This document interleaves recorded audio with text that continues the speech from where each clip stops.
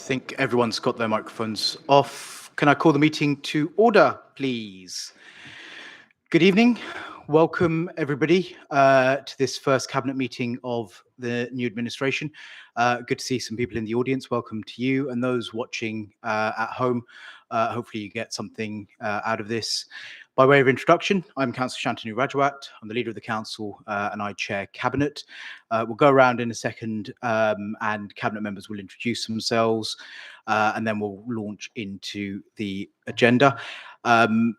Those who listened in to the full council meeting where I was elected leader, a really proud moment for me. I was born and brought up in Hounslow, and Hounslow is very much home for me and my family, and I'm really proud about the place, and I'm really looking forward to tackling some of the challenges we have that we'll talk about over the course of the agenda. Slightly different look to cabinet, some new faces, some old faces. So it's great to see a good mix of talent and experience here. And as I say, they'll introduce themselves very shortly. I'm also delighted to welcome Councillor Sia Raza, who is our chair of the Overview and Scrutiny Committee. Councillor Raza, you're very welcome here to take part in the debate. And we look forward to having your input. Also joining us, not this evening, unfortunately, due to personal reasons, is Councillor Peter Thompson. We obviously wish him well, and we look forward to seeing him at the next cabinet meeting and hearing his input on behalf of the opposition. It's a new approach. We're all about transparency and openness, and we look forward to those debates. So, can we do some introductions first? If nothing else, to test that the microphones are working and the cameras are working, Gary. Lily, do you want to start?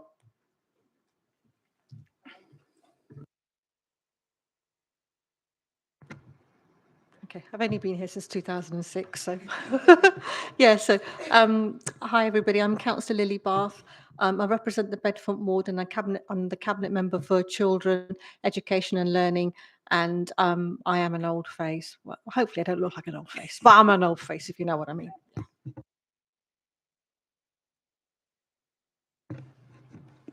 Good evening, everyone. I'm Councillor Ajmer Gariwal from Hounslow Central Ward, and I'm cabinet member for safety. Thank you. Hello there. I'm Councillor Salman Shaheen. I'm Councillor for Isleworth Ward and have been since 2018. And I'm Cabinet Member for Parking, Parks and Leisure.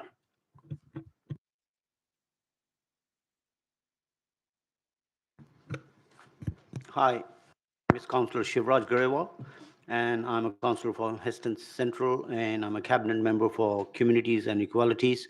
And this is my first time as a cabinet member.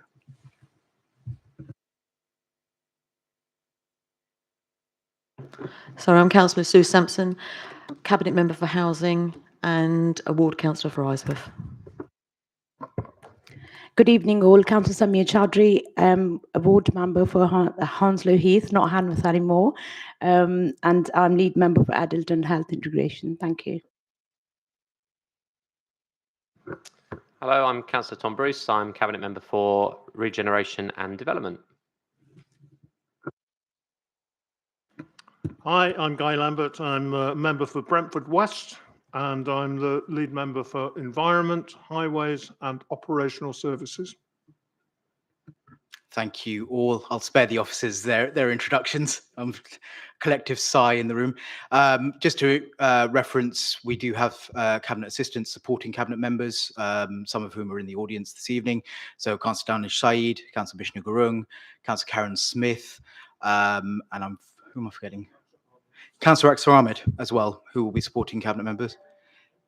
Oh, and Councillor Alan Mitchell, apologies if they're watching, who will be supporting cabinet members for this year as well. Okay, so let's get into the agenda. We've got quite a bit to get through, starting with apologies for absence. Now, I've had apologies from Councillor Catherine Dunn. I think everyone else is here looking around the room. Yeah, I think they are. And are there any declarations of interest from members or any communications to members that you'd like to declare? No. Good. Okay, then we move on to the minutes of the meeting held on 22nd of March. Slightly strange to be approving minutes from the previous leader. And actually, On that note, while I remember, I think it is important to put on record, Kay, if you would, the thanks of this cabinet and this administration to Steve Curran and the previous administration and those councillors who haven't returned for the work that they did in their own way. They left their mark on Hounslow, and in particular Steve as well. And I know cabinet and officers will want to wish him well on his road to recovery as well. So if you could put that in the minutes, I'd be appreciated. Right, so the minutes are on page 7. Start on page 7, so I'll take them page by page. If I can take accuracies and any matters arising together.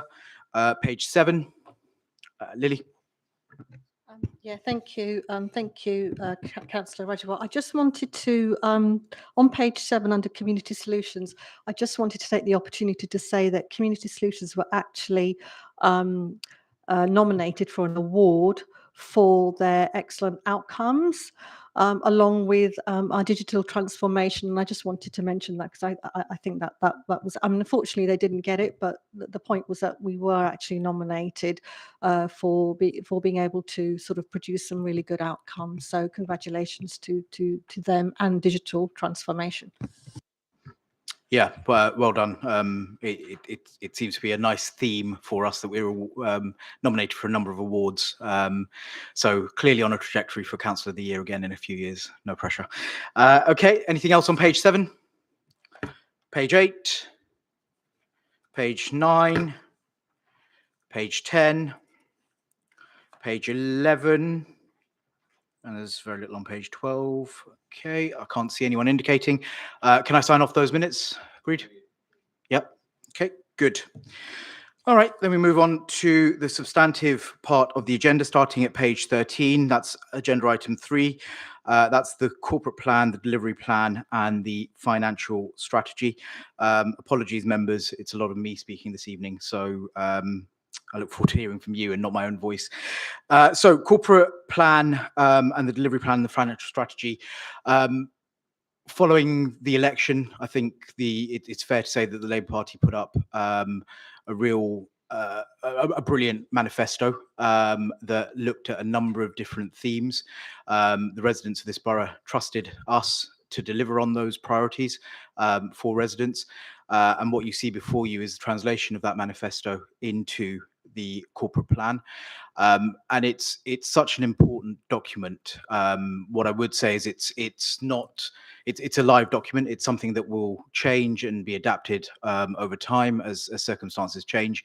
But the context is so important at the moment. I think in discussions with cabinet colleagues around this table, we're really worried at the moment that society is more unequal than it's ever been. And there are solutions that government can offer, but in many respects, local government and us here in Hounslow do hold a lot of levers that we can use to offer solutions for residents, for businesses, for community groups that will really make a difference. And that's why this corporate plan is so important, because if we get this wrong, we're fundamentally letting down our residents, and that's not something that we want to do. Our focus as an administration is around our communities and really making sure that we are there with them every step of the way, looking at solutions for them so that they can operate in the best way, offer solutions for residents as they need them, and also passing on the power wherever possible. And that's really, really important. Supplemented with that, we've got the delivery plan, and that's the how we're going to do it. So the corporate plan sort of sets out the context. The delivery plan talks about how we're going to get there. And again, that is a live document that will change over time, that will adapt as circumstances change. Potentially, we may be heading into a general election as well, so we don't know what a new government will look like and what they will do.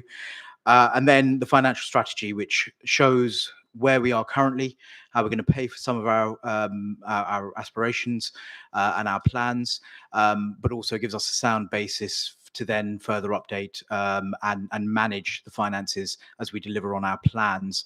And all of this will be followed by a strong and robust performance metrics, a set of performance metrics that we can then measure progress on. So it's a big suite of documents. It's an important suite of documents that is before Cabinet this evening.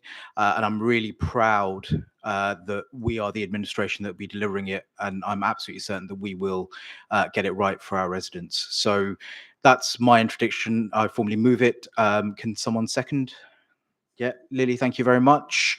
Right, we're open to debate. So any comments or questions on the report, please indicate now. Tom. Yes, just simply to really echo the words you've already said in how proud I am of this plan, how proud I am of our colleagues in the Labour group in getting elected, how proud we are of our manifesto, and that our manifesto moves forward into the delivery you can see in this corporate plan here. We are ambitious, as we said in our manifesto, we are ambitious for Hounslow. Corporately, we are ambitious for Hounslow, and I know that is the same for Cabinet, councillors of both parties and officers as well, but most importantly, residents. And this absolutely demonstrates what we are going to be able to deliver for our residents. It is obviously relatively high-level stuff. It sets out our stall, but I would point out over the last 3 terms that we've been here, me and you and others, Shantanu, that we have delivered on our manifesto as the Labour group. And although there are some high ambitions here and some difficult things that are going to be coming through in the weeks and months to come, I have full confidence that we will continue to deliver on the things that we promise, and the residents can have confidence in that because we have had success in the past. We want to be realistic, but we want to be ambitious, and we want to meet the ambitions of our residents. And being greener and healthier and cleaner and thriving and safer and certainly a livable place is exactly where we want to be. It talks about some of the money that we're going to put in, 900,000 invested into the borough's school children to get them back on track after the pandemic and the difficulties that they had in accessing their learning there. Money invested in our green spaces, money invested in keeping our borough safer, not just by about coming down on people, but by also giving people things to do, stuff to be proud of, stuff to get on with, and that's where we're going with this. So I'll say again, I'm very proud of what we are setting out, and in 4 years' time, hopefully when I'm still on the cabinet, Councillor Rajawat, or whoever is, and whatever shape this group takes, I know we will be able to say that we have delivered on our promises at this moment in time. So absolutely, I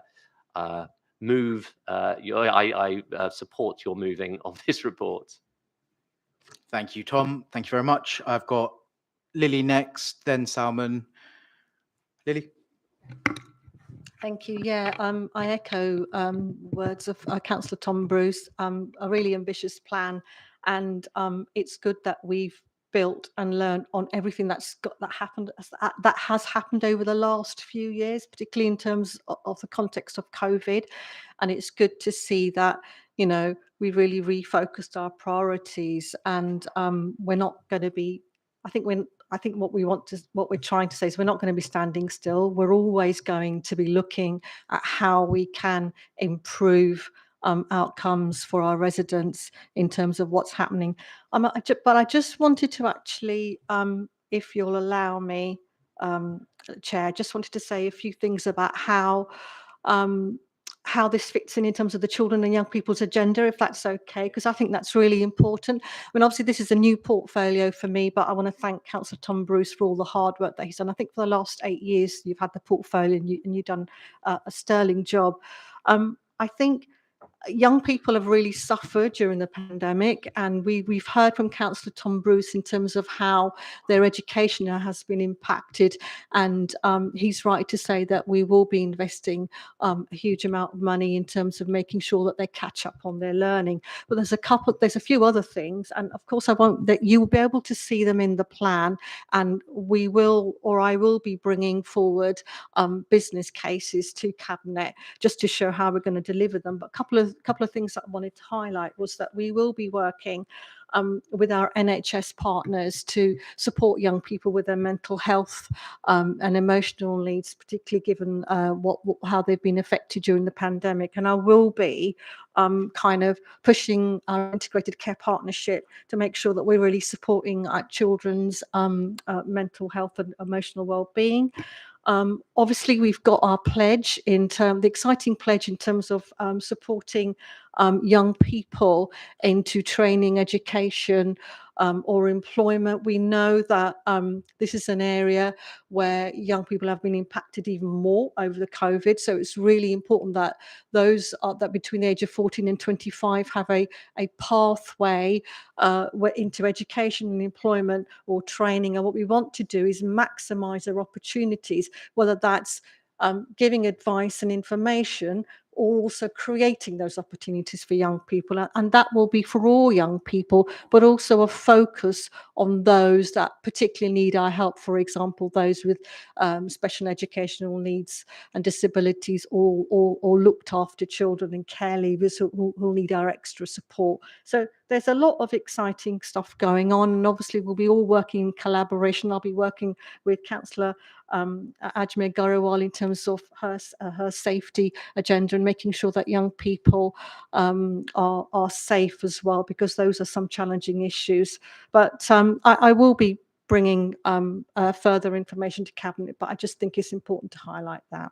Thank you. And I look forward to delivering all these. Yeah, thank you, Lily. Really, really excited on some of the stuff that you're bringing forward. It'll be really great stuff. So looking forward to hearing more of that.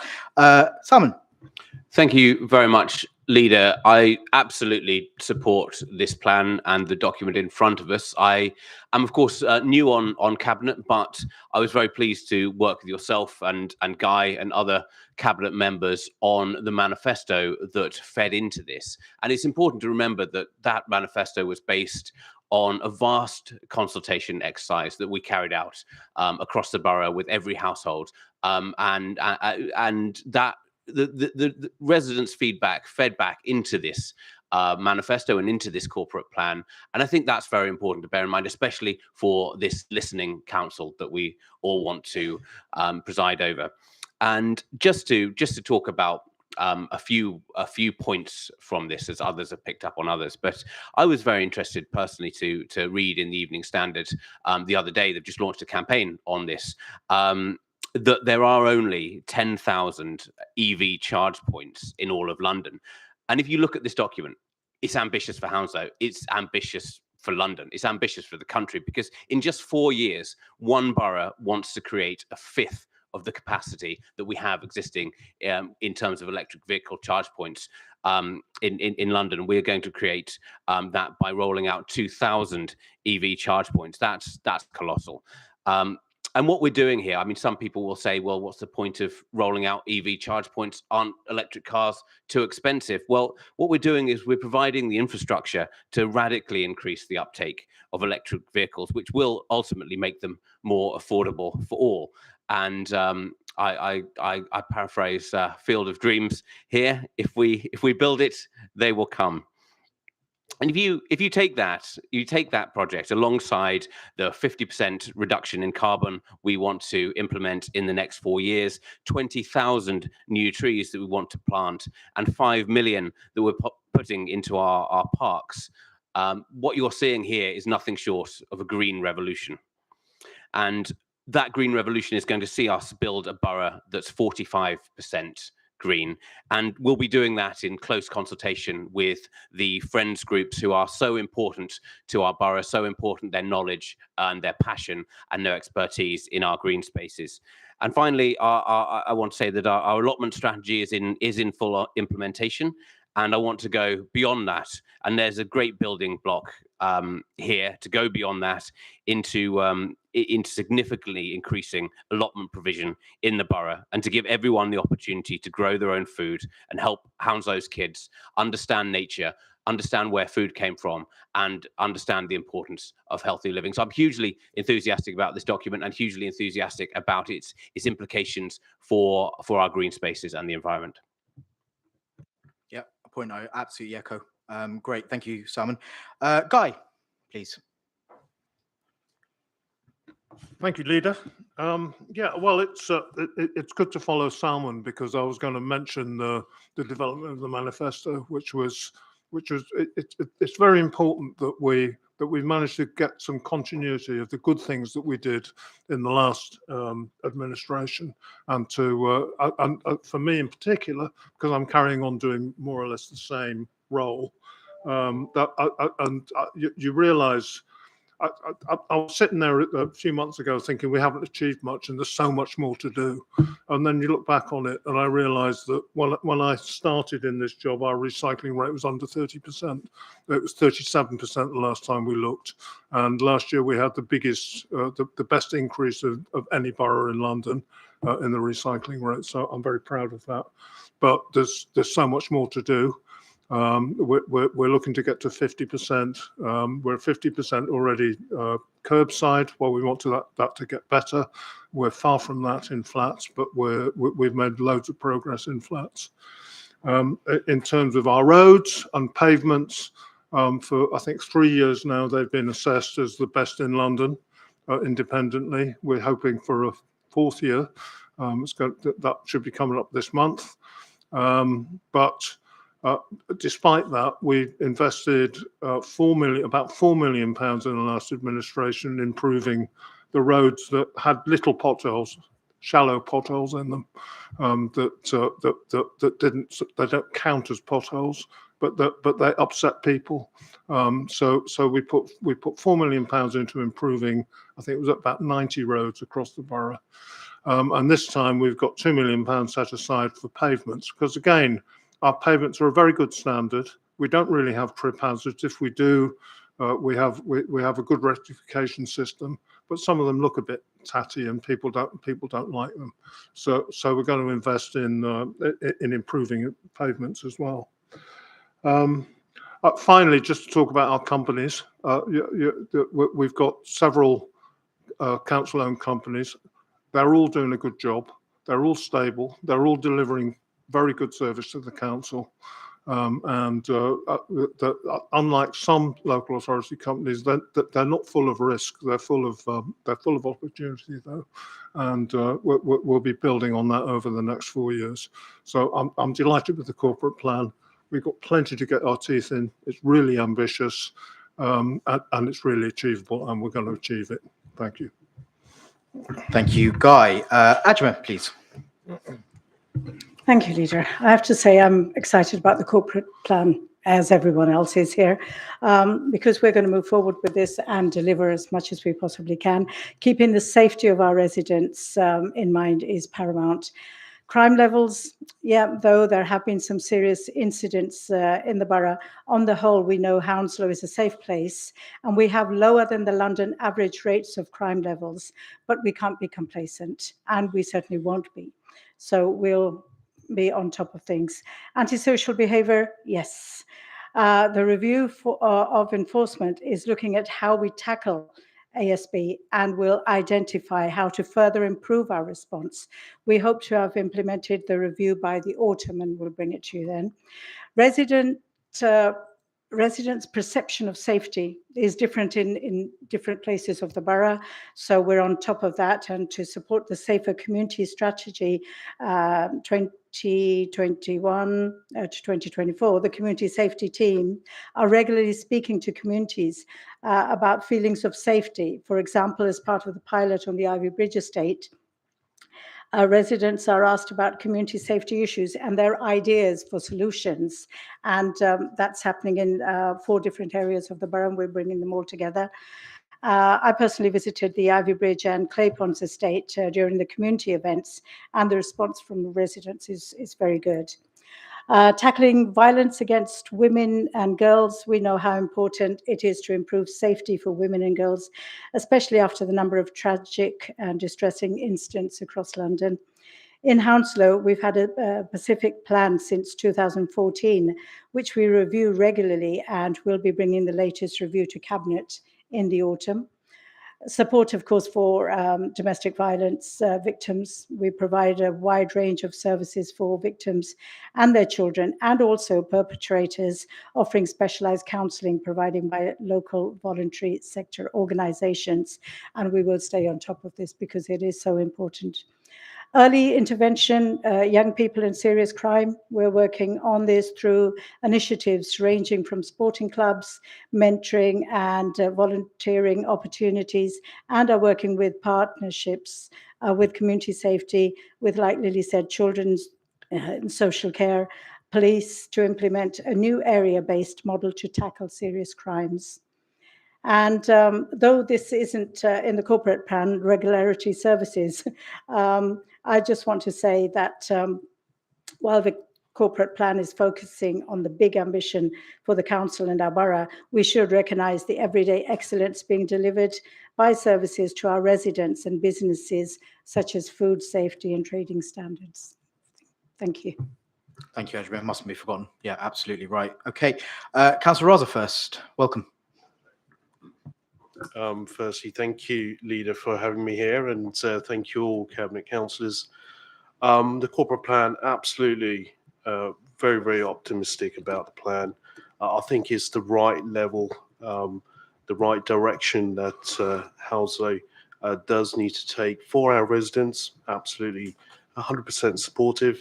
Like you were mentioning earlier, the document is fluid. And of course, there will be certain elements that we can add to it, and very much so as well for all our residents. So yeah, I do enjoy the document indeed. Thank you, Councillor Osborne. I look forward to working with, as does Cabinet, with you as we develop some of those plans going forward. Councillor Sampson, Sue. Thank you, Leader. Everyone's pretty much said everything, so I'm not going to repeat anything. But what I would like to say is that the corporate plan, for me, is a visionary document. You know, it's based on our manifesto. We've looked forward, you know, in the best interest of the residents, the best interest of this borough, and every cabinet member here has a position to play in service delivery. And I think our manifesto is excellently written, because it takes into consideration, and it's made my job a little bit easier, because the government white paper and our manifesto really go hand in hand, and that's about making sure that our residents are getting best value for money and putting the residents first, and that's what I intend to do. Thank you, Sue. Councillor Chowdhury, Samia. Thank you, Leader. I think I would first of all like to say thank you to Councillor Simon Shaheen and Councillor Guy Lambert.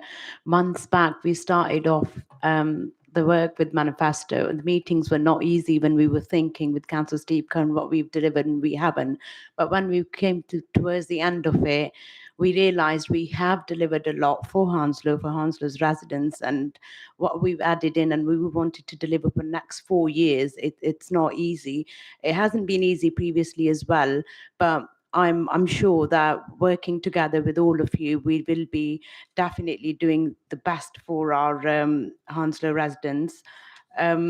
On the healthier Hounslow, thriving Hounslow, and safer Hounslow in this document, I think they're very important focus areas for many of the vulnerable adults we support. And as an administration, we understand that these group relies on the good quality services to support them with their well-being, feeling a part of the wider society, engaged in the purposeful activity, for example, work, training, citizenship, and sometimes due to their vulnerability, they need protecting from harm to feel safe and live a fulfilled life like others do. And there are a number of reform around adult social care in the coming 2 years, implementation of the care cap and support widening support for people who fund their own care, but some challenges ahead as the government assessment of the impact of these reforms do not clearly address the potential for increased activity for the council. But we are welcome in the reform that they move to an assurance system, which is inspection for ASC. And as a part of our reform program, we'll work with partners regionally and across London to ensure that we are all well prepared from the proposed implementation in 2023. We want to be able to demonstrate that as we know we are effective and cost effective in providing support services for the vulnerable adults. I'll be working very closely with Councillor Bath, and she has mentioned when she was talking about the adults and children's that with development of the youth skills and the employment granted with the Thriving Council, as many 18 to 25 years old are coming out of support from special needs education, or those who faces challenges in getting into the finding training work will benefit from our administration's commitment to implementing the grantee. And people with learning disabilities, most importantly physical disabilities or mental health needs, sometimes needs a bit more support, as we all know and we all understand, to be able to live as independently as most of us choose to do. All of us do want to live a normal life, and we will continue to build on the good work we have done over the presiding administration to offer effective support to independent living through our ASC services. But the opportunity that the new independent living with One Hounslow program offers us to the opportunities to look at the new ways of supporting those people, and potentially a wider group of people who may need a bit of short-term support to keep living independently in their own homes. With the Healthier Hounslow, our work with the health partners will continue to be significantly important. We have an impressive partnership through the integrated care partnership between our services and NHS, and contribute to at the sub-region Northwest London level 2. This is vital in this subject of this is important, like the work we do within Northwest London level 2, and I think this is vital in the continuity of the work with NHS and to improve the collective service we offer, like tackling health inequality, ICP, the population management work stream, improve the lives of many real adults, older peoples via ICP, and continue through this work to focus on the local as later projects, dementia, mental health, falls, diabetes, children's with other needs, autism, etc. But I would at this point like to add in to say thank you very much. I know we have made up a manifesto as an administration last year, but all our officers have put up a great work together by putting this document. I would like to thank all of them for producing this document, and I'll be supporting this and be working with you and the team to deliver this. Thank you. Thank you, Samia. Shivraj. Mr. Leader, we have got an excellent corporate plan, and I'm totally supportive of it. But at the same time, I would like to share with you, as a cabinet member for equalities and communities, me and my team of officers, we have devised a delivery plan, which I would like to share with you all. Consultation, engagement, and community development. We have made a commitment to a radical overhaul engagement, becoming a listening council, which puts our communities at the heart of our decisions. We will be developing a wider suite of engagement options so everyone can get involved in decision-making in which is accessible and suits them. And crucially, residents must be able to see how their feedback has not only been shaped how we deliver service, but also influenced and been involved in decision-making. We are already on this journey. We have carried out a review of our engagements in 2020 before I became a cabinet member, and learned much from COVID and have solid foundations in place. Improvements include improved consultation processes, established KPIs around participations, representations, feedback, and shaping decisions, a more comprehensive consultation forward plan, and templates and guidance to support colleagues. Better coordination and sharing best practice. Our new engagement network pulls together key officers from across the council and partners to discuss upcoming work, collaborate where appropriate, schedule effectively, and share best practices. Better digital offer, developing and getting involved section of their website to bring together all opportunities of engagement, and procuring a new online platform to make consultations more effective, engaging, support better data sharing and analysis, and facilitate community decisions and networking. But there's much more to add, and we are accelerating our ambitions. As cabinet members, we all need to feed into this process, both in general terms and thinking about what good engagement means for our portfolios. Our approaches also need to be informed by what our communities want and how they want to be involved in a way that suits them, and from best practice around the world, something officers are exploring. We have a new community development team who are already working with communities to shape decisions about where they live, especially targeting seldom heard communities in the borough who in the past have struggled to hear from, particularly young people and communities such as the Somali community or the LGBTQ community as examples. We are going to be working closely with all members over the coming weeks, looking at area forums, new local insight reports, along with ward walks can ensure events and community meetings are more accessible, welcoming, and meaningful for our communities. Under community solutions, the Council's community solutions approach is fundamental in the delivery of our corporate objectives. It addresses key outcomes around Hounslow becoming a healthier, thriving, and a livable place. It is through the community solution early help prevention approach that will achieve the best possible outcome from Hounslow residents. In particular, this will be reflected in key pieces of work in delivery plan.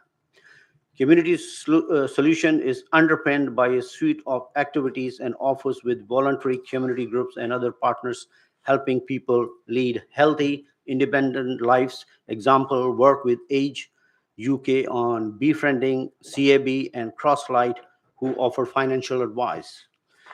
Community solutions also provide support and advice to residents, which is offered via telephone in person at community locations across the borough and online via Hounslow Connect. We address challenges experienced by residents before they reach crisis point, working closely with partners. Community solution is also at the forefront of locality-based approaches to the provision of councils and community assets that cater to the needs of communities close to where they live. This approach empowers Hounslow's communities to use venues, buildings, and spaces in a way that work for them, contributing to a wider and transformational approach to offering support early and local. Equalities, diversity, and inclusion. The corporate plan and delivery plan sets out a series of ambitions to address systematic inequalities. Following the Cabinet's decision in February this year, we are just about to start engagements on a new ambition approach to tackle inequalities through a strategy that will be in place by the end of the year. The Council's ambition is to tackle inequality by place, working in the borough's many distinct localities by equality groups, by putting people at the heart of what we do. The new strategy will follow the LGA equality framework as agreed at the Cabinet in February, and we look to understand communities deliver responsive services and customer care, as well as promoting leadership and community commitment to equalities with other organizations. We now have equalities consideration as part of the business case for all projects and programs. with mandatory requirements to undertake an equality impact assessment. A suite online training has been developed for staff and members around equalities legislation and awareness. Thank you very much. And if you have any questions, you are free to ask the officers, and in case some other time, you can email me. Thank you very much. Thanks, Shiraj. Really, God, we're all really busy. Okay, while Councillor Dunn isn't able to join us this evening, she has taken the time to provide a note for Cabinet, and with the meeting's indulgence, I would like to read that out because there's a lot of important stuff in there. So Councillor Dunn has said on the corporate plan, our ambition to create a greener and sustainable borough are outlined in the corporate plan. I'm pleased to see the ambition and innovation of our work on climate and transport reflected strongly in our new corporate plan, which builds upon our climate emergency action plan, our transport strategy, our green recovery, and the recognition from the MJ Awards last year for our leadership on the climate emergency agenda. We have ambitious plans for creating low carbon neighbourhoods that will decarbonise our neighbourhoods at scale, working alongside our communities. This informs and is informed by the work of the UK Climate Change Investment Commission, UK CCIC, who we are working closely with to deliver net zero for cities across London and the UK, to tackling air quality and climate through our ongoing approach to active travel and our Clean Air for All, Clean Air for Schools project, which delivers a stronger, wider network of air quality monitoring and practical interventions to improve air quality at high impact sites across the borough. And the corporate plan outlines our ambition around transport and in particular EV charging expansion, which Councillor Sheen spoke about earlier. We continue to work with our communities on our climate work, and I look forward to seeing this ambition of reducing our carbon by 50% by 2026 turn into reality through the specific milestones in our delivery plan. On the delivery plan, we have achieved so much: decarbonisation of 33 schools, 30 corporate buildings, secured upwards of £20 million worth of funding for decarbonisation, conceived the first net zero development, 5,000 trees planted, increased recycling rates, procured 100% renewable energy for council buildings, implemented green procurement plans, issued 20 sustainable business grants. But we know we have a long way to go to secure a net zero borough for our residents, and the delivery plan outlines those initial steps over the first year of delivery. More will come forward to the Cabinet in the autumn on how we continue to deliver our climate emergency action plan, along with our plan for retrofit, energy master planning, and our initial thinking on our low carbon neighbourhoods, including the new baselines on carbon that will inform the programme moving forward. I'm excited about the opportunity to develop the model of low carbon neighbourhoods where residents can access all the services and products they need within 15-minute active travel journey, but also in how we will explore the development of an investment model to support the decarbonisation of our neighbourhoods through retrofitting buildings. Our delivery plan will later in the year generate decarbonisation actions for our places, informed through co-create approaches with our communities. Part of this is how we continue to increase participation in active travel, and in particular cycling, walking, use of public transport, and other micro-mobility options. We know transport emissions make up a third of the borough's carbon emission, and the scale of behaviour change required in this area will be significant. We want to see a 10 to 15% reduction in overall traffic levels. The ambition to support our residents transitioning from petrol and diesel vehicles will be made easier with our plans to implement 2,000 EV charging points. More details on this will come forward shortly, with the strategy expected at Cabinet in the autumn. For the financial strategy, investment into the climate is a challenge for all councils. The council is currently developing its proposals for meeting the climate change response, where revenue and capital investment is expected, and this is outlined in the work on capital in the report, where we're developing corporately a 10-year pipeline for which climate is a key priority. We are taking a leading role within the London local authority community to drive the change required, and have been highly successful locally on securing significant central government funding for public sector decarbonisation. Thinking creatively is evident in our local work on creating an investment model for our low carbon neighbourhoods with bankers without boundaries, our work leading for London on stimulating a green economy, and our work nationally supporting London councils, core cities, connected places, Catapult, on the work of the UK CCIC. So there's quite a lot in there, but I think you'll understand that there's quite a bit of work there and our ambition. So I think for those who are watching at home and those in the audience, you'll see that each cabinet member is very busy in their own areas, but I think it's also important to note that as a cabinet, we work with each other and across themes to deal with some of those issues. And I think that's really important to make sure that things aren't seen in isolation. And I know that our officer teams are also doing exactly the same, which I think is to the benefit of residents. So if there are no other comments or questions, and I can't see anyone indicating, Cabinet are asked on page 14 to agree recommendation 1.1, 1.2, 1.3, 1.4, and then delegate at 1.5. Can I see all those in favour, please? That's unanimous. Thank you very much. That's carried. Great. Thank you. We now move to the next item on the agenda, which is again me, agenda item 4, page 96 to 126. This is the budget outturn. So in briefly introducing this, you would have, those who have read the financial strategy would have seen our plans going forward. The budget outturn is a standard report that comes to Cabinet highlighting where we ended up at the end of the year. Obviously, we start the position at the budget in February or March, and this kind of completes that process.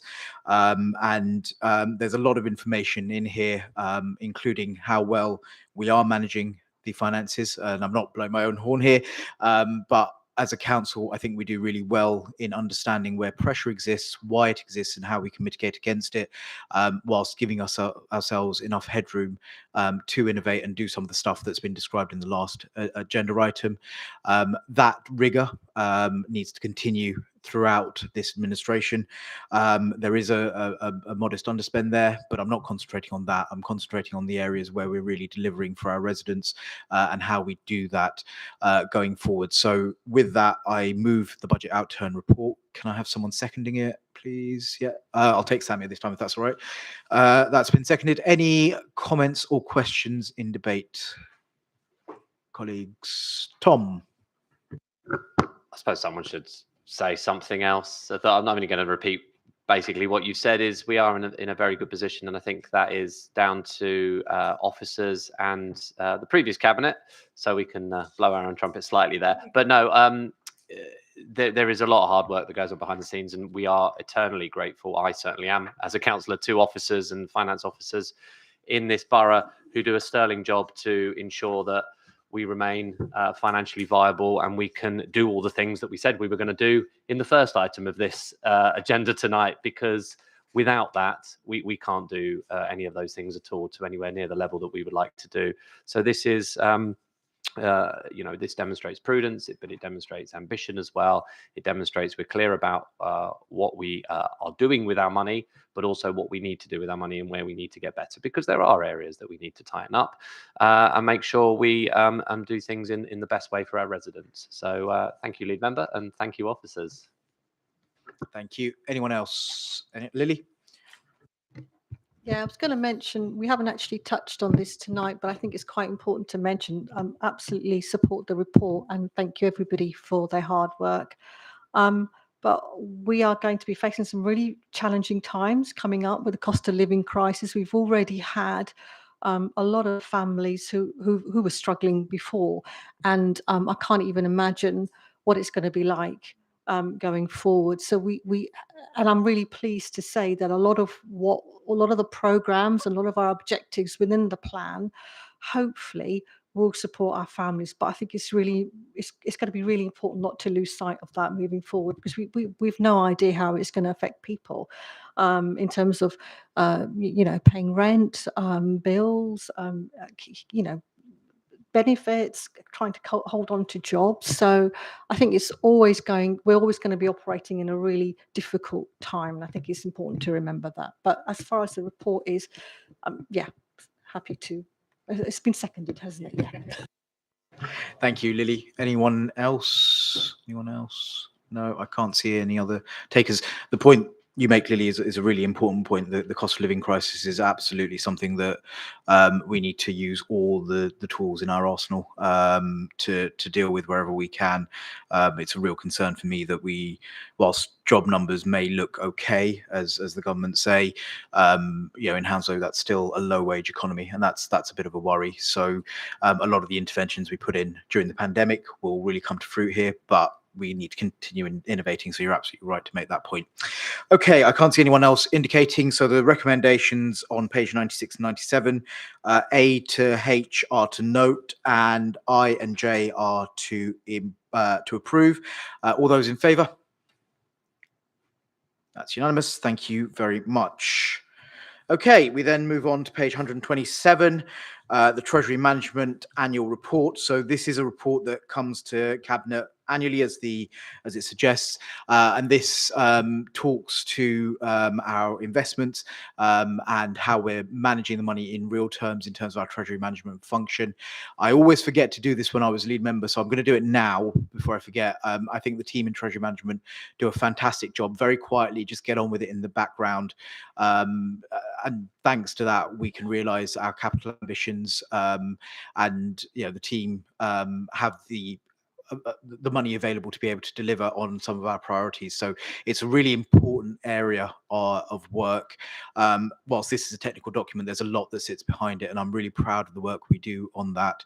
And we will carry on doing so. My thanks to the team there. And with that, I move the report. Can I get a seconder? Guy, thank you very much, Guy. Any comments or questions on the Treasury Management Report? Anybody would like to say anything?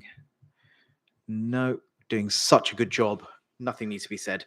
Good. Okay, so the recommendations are on page 127 to note this report.